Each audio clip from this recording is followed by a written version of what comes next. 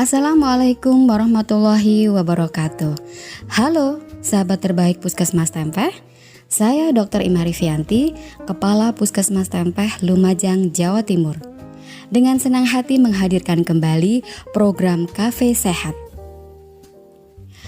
Cafe Sehat ada dimulai sejak tahun 2020 sebagai respon kami terhadap pandemi COVID-19 dan implementasi program Smart City Kabupaten Lumajang dengan bertahap melakukan transformasi layanan kesehatan digital. Tujuannya adalah agar tetap bisa memberikan akses kepada masyarakat untuk mendapatkan layanan kesehatan yang bermutu. Simak podcast edukasi kesehatan melalui channel YouTube Puskesmas Tempeh. Dan sambung kunjungan tak langsung secara daring via WA konsultasi di nomor berikut ini. Selain itu, Anda bisa memanfaatkan fitur layanan chat dokter melalui aplikasi mobile JKN. Pendaftaran online bisa dilakukan di mana saja dengan memanfaatkan aplikasi antrian online mobile JKN atau melalui www.simpul.lumajangkap.go.id.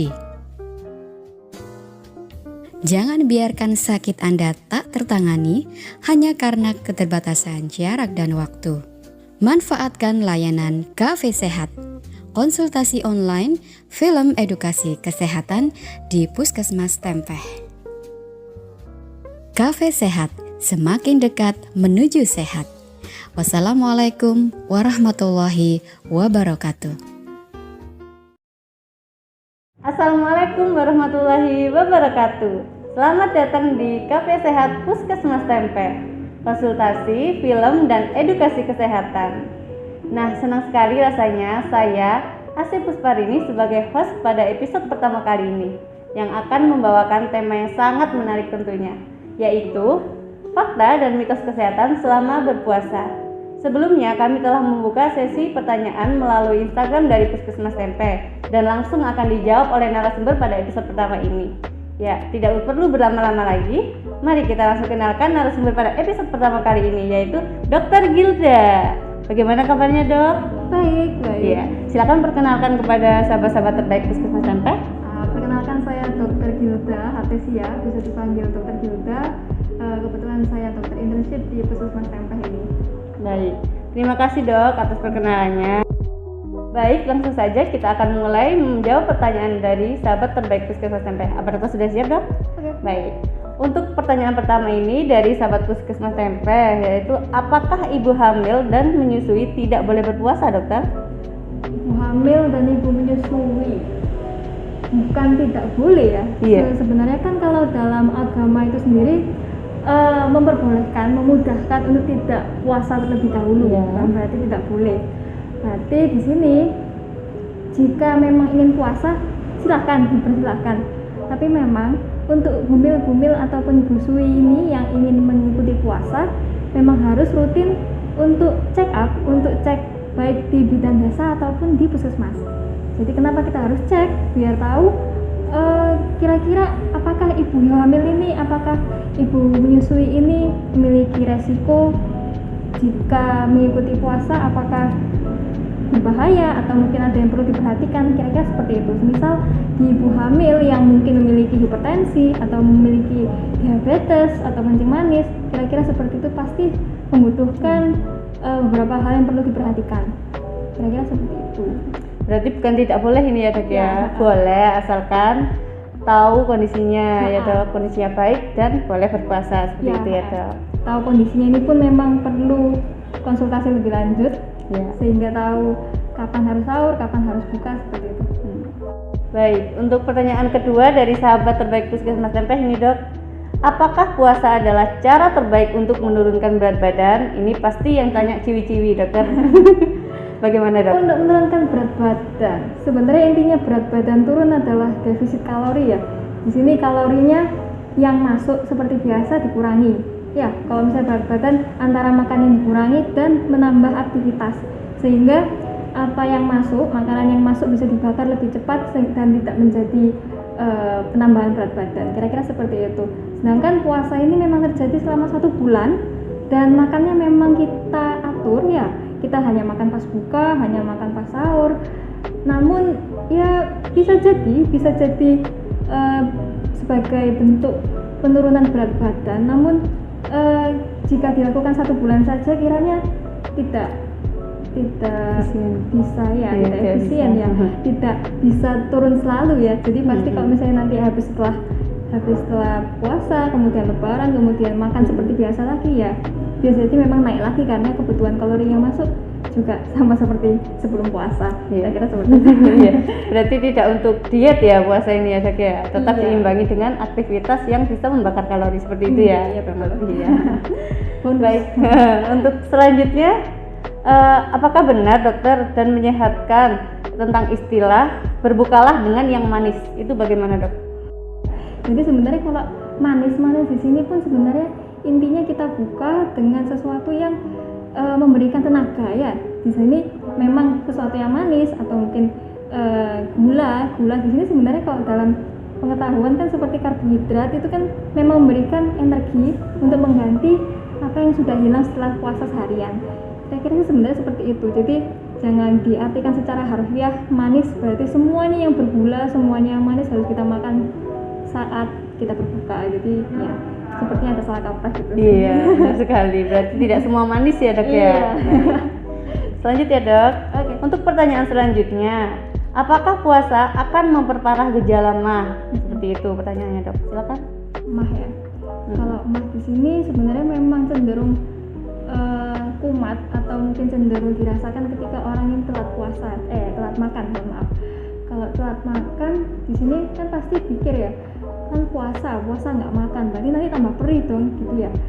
Sedangkan ternyata berdasarkan beberapa penelitian pun puasa ini malah memberikan istirahat untuk lambung, sehingga gejala yang dirasakan seperti MAH ataupun mungkin ada yang seperti GERD gitu, gejala yang dirasakan lebih ringan daripada mereka yang tidak puasa.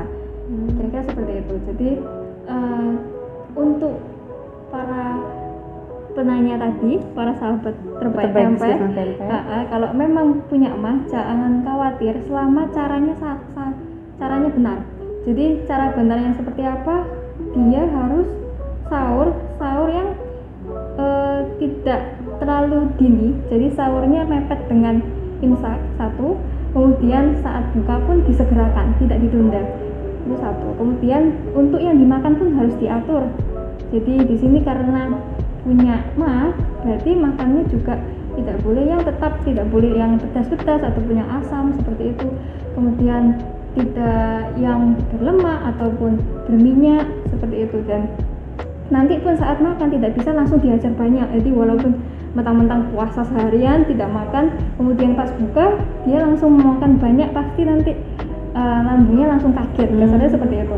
Jadi tetap harus diatur makannya, tapi yaitu mengikuti aturan buka puasa seperti itu.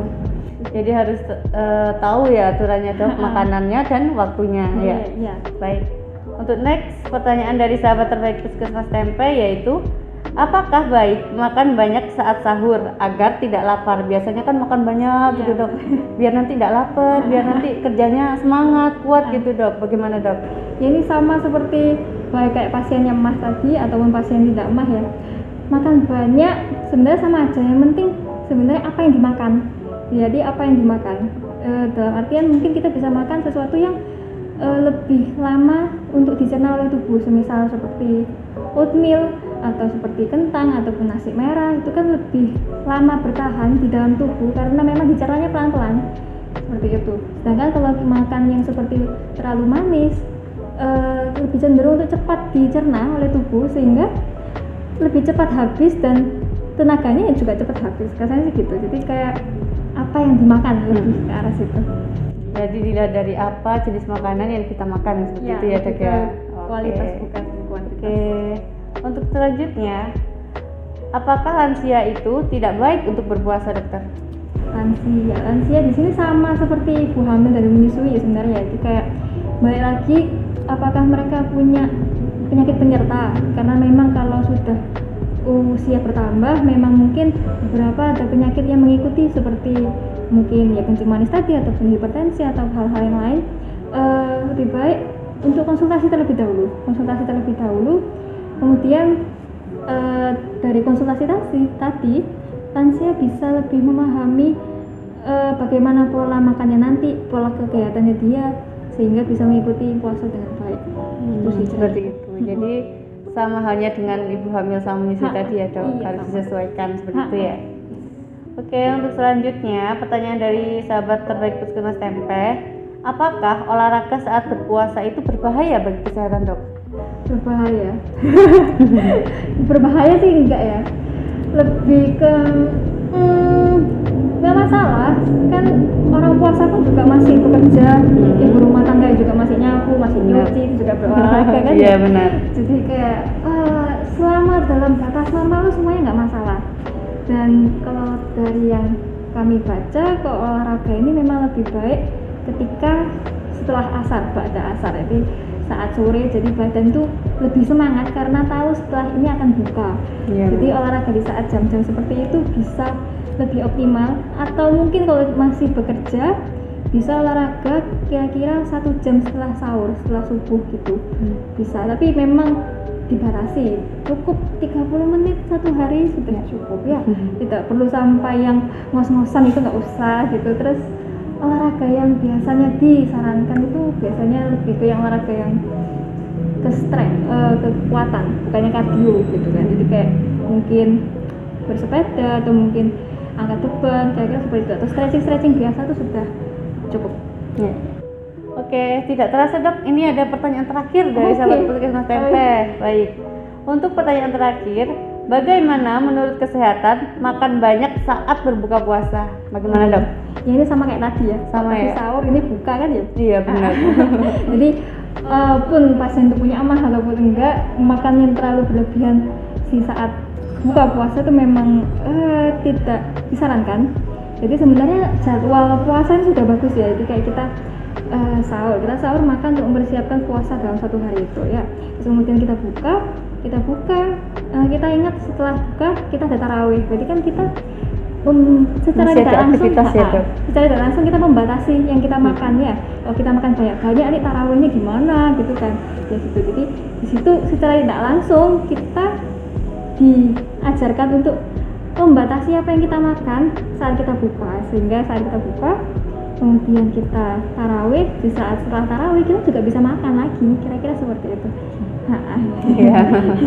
Baik, terima kasih dokter sudah menjawab pertanyaan dari sahabat terbaik Puskesmas Tempe. Semoga teman-teman semuanya puas akan jawaban ini, dan apabila teman-teman masih ada yang ingin ditanyakan, silakan WA di bawah ini.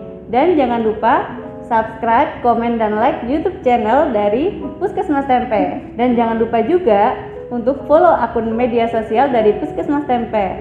Terima kasih dokter sudah menyempatkan waktunya untuk menyapa sahabat terbaik Puskesmas Tempe. Semoga dokter Gida selalu sehat dan sukses ya. Iya betul. Mari kita tutup bersama-sama dok. Wassalamualaikum warahmatullahi wabarakatuh.